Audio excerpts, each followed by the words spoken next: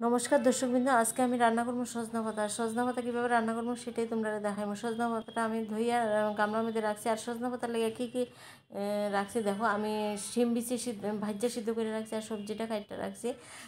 এখন আমি বয়ে দিব কড়াইটা বোয়ানোর পরে তারপরে দিব পুরন মানে তেলটা দিয়ে দিছি। দেওয়ার পরে এখন শুকনো লঙ্কা, তেজপাতা আর এটা পাঁচফোড়ন দিয়ে দিছে। তারপরে আমি করবো সবজিটা দিয়ে দিব।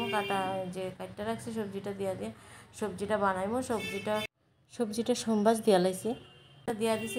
দেওয়ার পরে এখন দিয়ে দেবো 4-5টা কাঁচা লঙ্কা দেওয়ার পরে তারপরে দিয়ে দেবো মশলা কী কী দেবো। নিরামিষ সবজিতে তোমরা জানোই যে দিমু জিরার গুঁড়া, হলুদের গুঁড়া আর একটু মানে লঙ্কা গুঁড়া দেবো।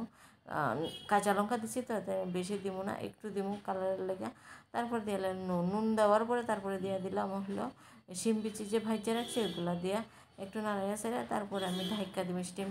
স্টিমটা কমাইয়া তারপরে ঢাইকা দিব। ঢাকার পরে 10 মিনিট পরে তারপরে কী করবো, ঢাকনাটা উঠাইয়া দেখলাম সবজিটা সিদ্ধ হয়ে গেছে এবং সব কিছু একদম সিদ্ধ হয়ে গেছে। তারপরে আমি দিয়ে দিলাম জলটা দেওয়ার পরে একটু নাড়াইয়া ছেড়ে তারপরে দিয়ে দেবো সজনা পাতাটা দেওয়ার পরে তারপরে নামানোর আগে দিয়ে দেবো আমি কি একটু চালের গুঁড়া।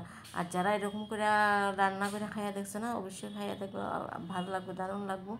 আর আমার তো খুব ফেভারিটই সজনা পাতা। যেহেতু বড়মশাই খায় না, তারা এইসব ভালো হয় না, কারণ আমার ভালো লাগে, আমি রান্না করে খাই। আর আমার ননাসে একদিন খাইছে আমার হাতে, কইছে খুব স্বাদ হয়েছে।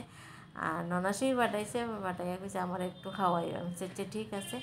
আর দেখো এখন আমি লামাই লইতেছি। আর ভালো লাগলে অবশ্যই লাইক, শেয়ার, কমেন্ট করবো। আর যারা খাইছেন অবশ্যই রান্না করে খাইয়া দেখবো।